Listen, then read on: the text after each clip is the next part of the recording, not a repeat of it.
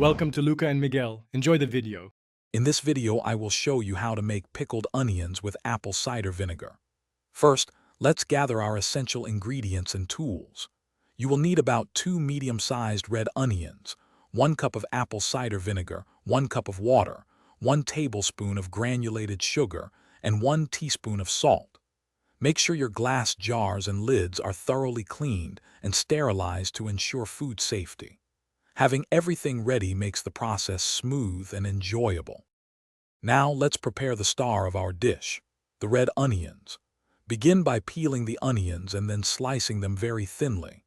Aim for a consistent thickness, ideally around 1/8 of an inch, to ensure even pickling.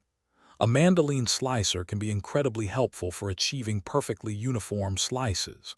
Once sliced, carefully pack the onion rings tightly into your clean, sterilized jars, leaving about 1/2 inch of headspace at the top.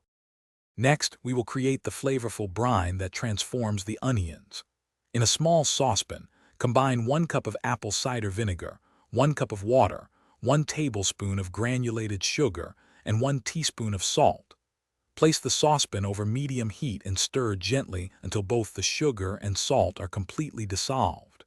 Bring the mixture to a gentle simmer, but avoid a rolling boil. This ensures the brine is hot enough to work its magic without overcooking the vinegar. Finally, it's time to pickle.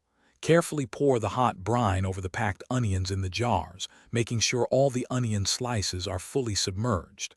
Tap the jars gently to release any air bubbles. Seal the jars tightly with their lids and let them cool completely to room temperature on your counter. Once cool, transfer them to the refrigerator. For the best flavor, allow them to chill for at least 1 hour before enjoying. They will keep well for up to 2 weeks. Thanks for watching and please subscribe. It's the best investment you'll ever make.